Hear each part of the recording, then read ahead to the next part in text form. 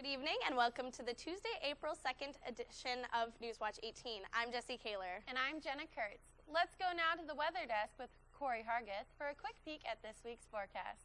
Corey?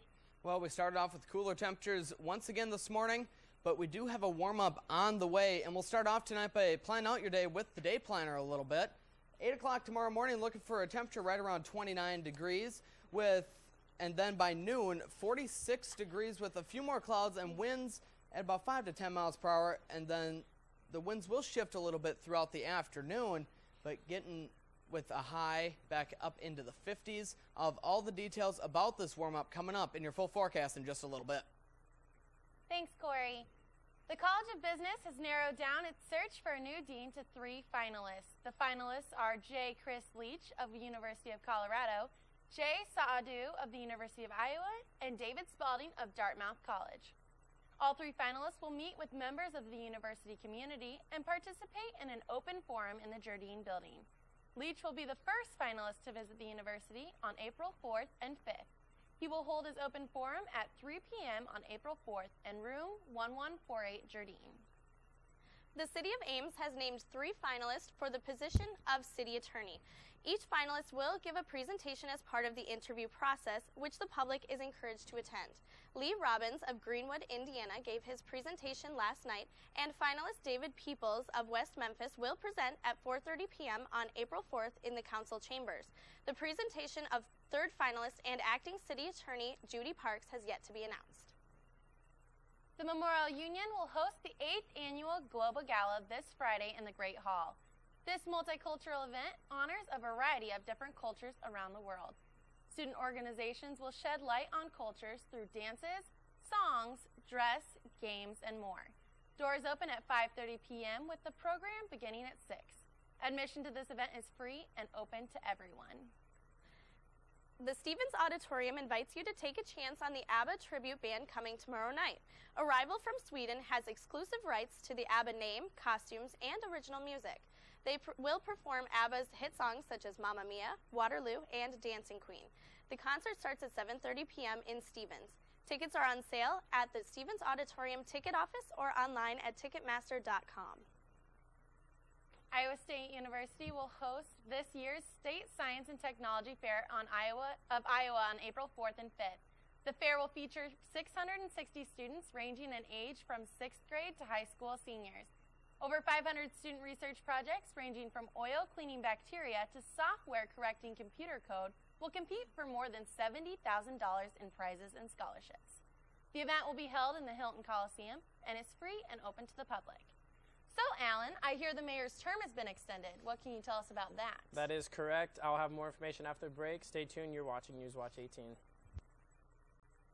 Welcome back to Newswatch 18. I'm Alan Fiddelke with your Cyclone Sports. Iowa State fans can breathe easily for at least the next 10 years as Fred Hoiberg signed a 10-year, $20 million contract last Thursday night. The contract runs through 2023. More great news for Cyclone basketball occurred over the weekend as the leading man in the country in three-point percentage, Tyrus McGee, was one of 8 players invited to participate in the 2013 State Farm College Three-Point Championship in Atlanta, Georgia. The contest, as well as the dunk contest, can be seen at 6 p.m. on ESPN. Will Clyburn was one of 20 players selected for the 2013 Reese's College All-Star Game in Atlanta, Georgia. Clyburn is the first Cyclone to participate in the All-Star Game since Jared Holman in 2005. Fellow Big 12 players Pierre Jackson and Roddy Magruder will join Clyburn in the All-Star Game. This is Clyburn's last time to play for his coach, as Fred Hoiberg is one of 2 coaches for the All-Star Game. The game is set to tip off Friday at 4 p.m. The Iowa State tennis team picked up their 4th straight victory over UNI with a score of 6-1 on Friday. Iowa State won all 3 doubles matches and won 5 of the 6 single matches. Emma Waits did not surrender a single game during the duel as she won her singles match 6-love and 6-love and won her doubles match with Caroline Anderson by a score of 8-love.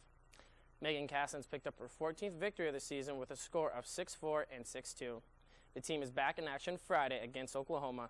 The meet is set to begin at 3 p.m. Over the weekend, Betsy Sena of women's Iowa State track and field team ran a 15-minute and 12-second time in the 5K to break the record at Iowa State by 5 seconds. The record-breaking time gave her second place behind Alicia Williams, who ran a time of 15 minutes and 9 seconds. With Sena's time, she was faster than the A standard for the World Championships of 15 minutes and 18 seconds. This means that she can compete in the World Meet in Moscow in August if she was selected for her native Kenya. Sena and the team will be back on the track this weekend in Tempe, Arizona to compete in the Sun Angel Track Classic. The Iowa State softball team lost 3 games this past weekend to 16th ranked Baylor Lady Bears. Iowa State lost their first game 0-13 but tightened things up during the second game.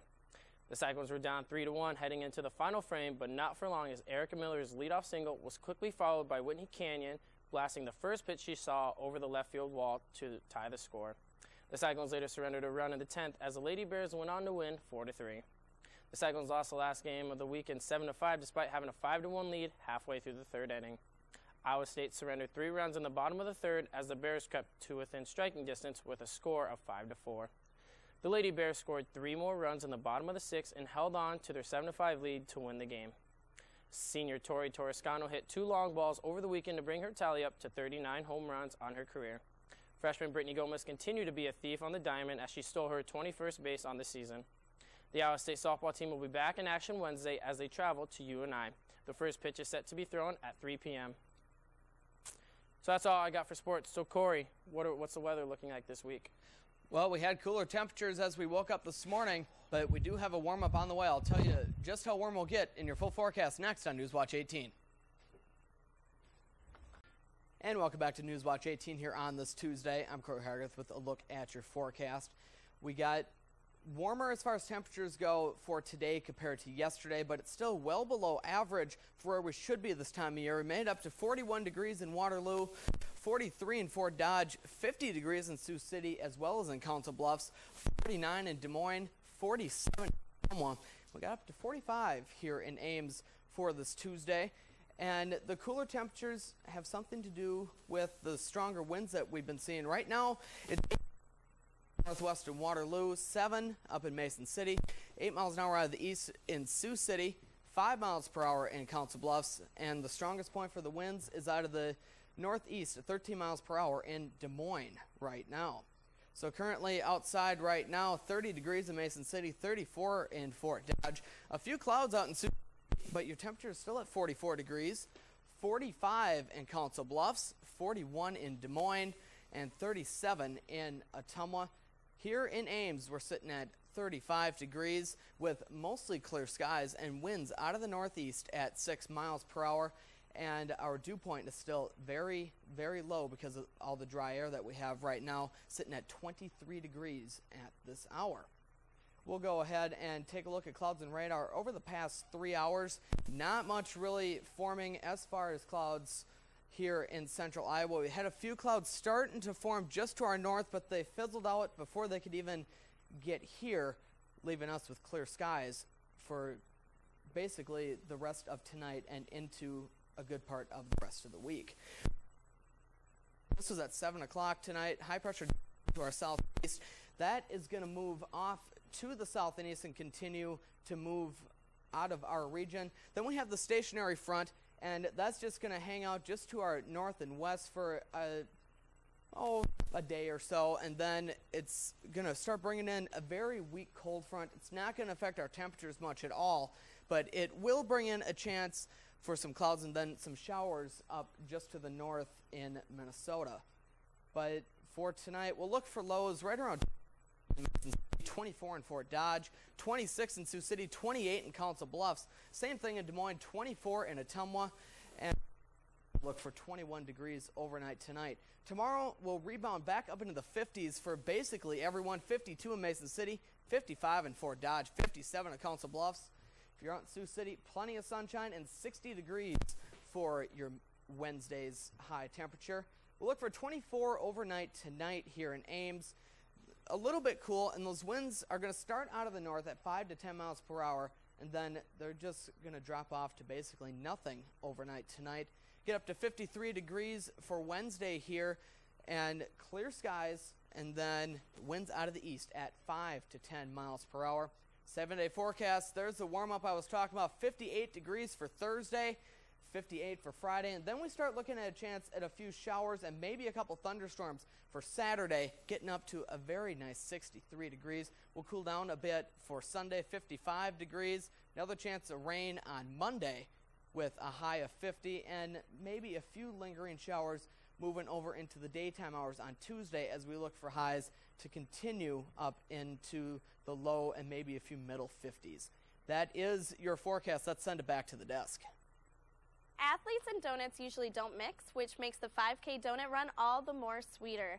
Participants can shave time off of their run by eating donuts at stations along the run. 4 aid stations are stocked with water and all-you-can-eat Krispy Kreme donuts. Registration for the 12th annual 5K donut run, hosted by the ISU Triathlon Club, has begun. The donut run begins at 9 a.m. on April 6th and will start in Brookside Park. The cost is $20 up to April 5th and $25 on race day. Everyone is invited to participate. So that sounds like a really fun event, but it looks like it's going to be rainy. Well, maybe a few showers. It's not looking like it's going to amount to a whole lot, maybe about 1/10 or 2/10 of an inch. So nothing drastic, but it's still very much needed rain compared to where we're sitting for this time of year compared to normal. Right. Wouldn't stop me from eating a lot of donuts. I know. Can you get negative time from this? I have no idea, but it does sound like a really fun event. I'd be scared to eat all those donuts and go on a run. Yeah. It just wouldn't sit well for me. I would just walk. Yeah. Like, eat a lot of donuts and Or do then they let walk. people just sign up to eat the donuts and not do the run? You know what? Maybe. I think so, actually. I'm That would with be you an on that. awesome You want to do idea. that? Pay Yeah. $20 for all you can eat donuts? Yeah, Can I get don't in know on about that? that one, but You don't know? So that's all we've got for tonight's edition of Newswatch 18. Be sure to tune in Thursday for more cyclone news, weather, and sports. Also be on the lookout for exclusive coverage of Visha 2013. Have a safe night, Ames.